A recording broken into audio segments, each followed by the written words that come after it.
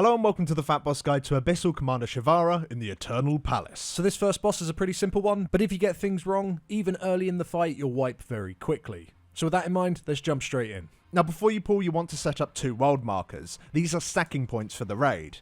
Immediately once the boss is attacked, half of the raid is marked with frost, the other with poison, and these are like ticking dots. If these players ever meet the opposing mark, they'll pulse AoE damage on the raid, so keeping the debuff type split on either sides of the room is the best way to counter it. Note that taking the opposite damage type will also make you pulse AoE damage.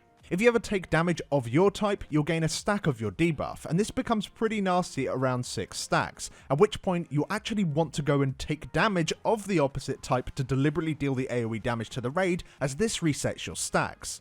Just be careful when you're doing this, as you don't want to have a large amount of people reset all at the same time, as you'll do a hell of a lot of raid damage and healers are really going to struggle to deal with it.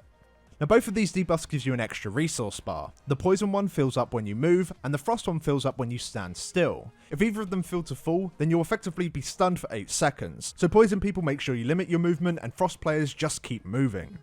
Now while stacked on your side, you want to stand near your tank, as the boss will knock back and deal split damage to everyone within 5 yards of the tank when crushing reverberation is cast. Now as for the tanks, you'll receive a stacking debuff as the boss is melee hitting you, and you'll want to taunt off of each other every 5 to 6 stacks or so. When the debuff expires, you'll leave behind a patch of your mark type that deals ticking damage, so you'll want to place these away from the raid against the walls if possible. The raid also has to deal with similar debuffs. On a timer, the boss will debuff players with overflowing chill for frost or overflowing venom for poison.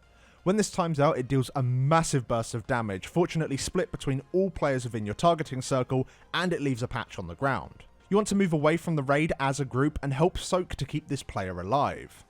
The boss on a timer will also hit players with either a frost or a toxic bolt. This is a projectile that can be intercepted by players, however, this isn't really necessary. Just let the bolt hit a random player and then click the spear off them once it's hit them to remove their stun. At 100% energy, the boss will cast Overwhelming Barrage. This will fill one half of the boss's hitbox with frost shards and the other with poison. Afterwards, they're just slowly fired out. You'll want to avoid them, or just use the opposite damage type to reset your stacks. Standing in the middle of the boss's hitbox whilst this ability goes off will knock you back really far away, so you're forced to deal with the ability. Last to mention is Inversion. This spell will root random players in your raid for 4 seconds, and afterwards their mark type will switch. You'll want to be pre-spread and move to the opposite side once the route has finished, ideally dodging players on your way there to prevent the AoE damage on the raid.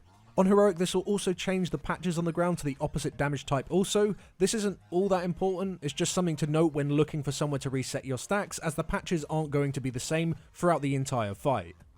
But that's the encounter. The most important thing is to keep your stacks no higher than 6 and place patches away from the raid, make sure you stand on the tank, and pre-spread for the inversion. Do all of that and you'll have a swift and easy kill. Thanks for watching guys. If you want to know more about this encounter or just have easy to read and useful notes for your raid, then do go check out our written guides over on Wowhead. A link for that can be found below, and we will catch you all in the next guide. Thanks for watching. Thank you.